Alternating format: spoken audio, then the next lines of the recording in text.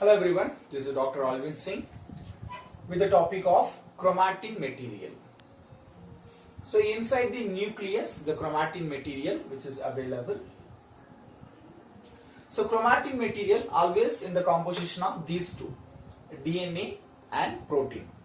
This combination only, I think we have before we have studied this combination with the word nucleoprotein. What is the term? Nucleoprotein. Clear everybody? DNA and protein composition is called like this. Here also, what protein? The protein name is histone and non-histone protein. Histone and non-histone protein.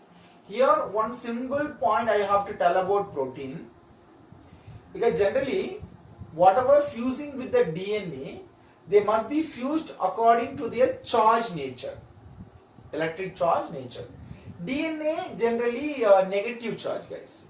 That means the fused protein must be a positive protein. Now you may have a question. I strongly said the word DNA generally negative charge. It means protein always positive. The answer is no. Protein do not have any proper charge. We cannot say that protein compulsorily they have to have a positive or they have to be a negative. No. According to the what is that? Amount of positive protein, positive amino acid, they will become a positive protein. If more amount of negative amino acid, then they will be a negative protein. Here they are having the enough amount of positive protein, that is arginine and lysine is a amino acid name. So due to their accumulation only, this histone and non-histone become positive protein. That positive protein fusing with this negative DNA and give the composition of this nucleoprotein. Okay, fine. This chromatin material, thread-like nature, thread-like structure they have. This chromatin material only, in the last video I hope you must have seen that, they are undergoing, the genes are generally undergoing gene expression, central dogma it is called, DNA, RNA, protein.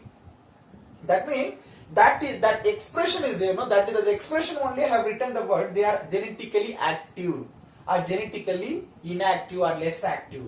So in the whole chromatin material, the component which are genetically active, which are genetically involved in a expression, DNA, RNA, protein like this, they will be called as euchromatin. If they are genetically less active, they will be called as heterochromatin. That's all. In a point I have written that heterochromatin will be having more protein, less DNA. That means you can imagine what will be opposite. Am I right, guys?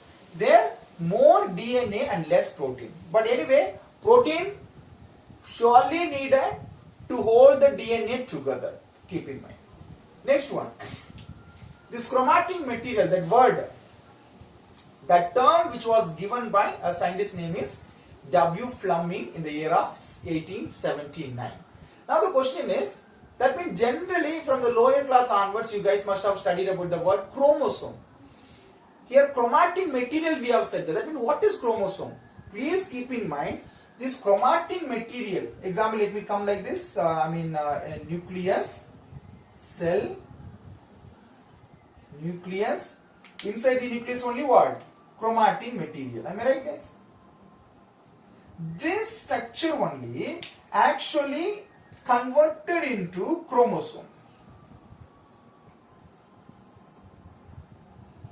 It means the chromatin material condensed,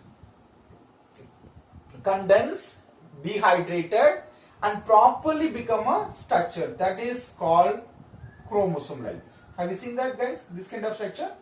This is the nature. Clear? So chromatin material, so this changes mainly occurred before cell division. Before the cell is going for a division, this change is essential, because when they have a distinct structure, then only the division will be proper. There is just like a woolen composition, woolen thread like this. How do we go for an exact division? Am I right? It is difficult. To avoid that only, they have to have a proper structure. So the chromatin material become chromosome. Everybody keep in mind. chromatin material become chromosome. Clear everybody? So right now we are going to continue with the chromosome in the next slide. Clear?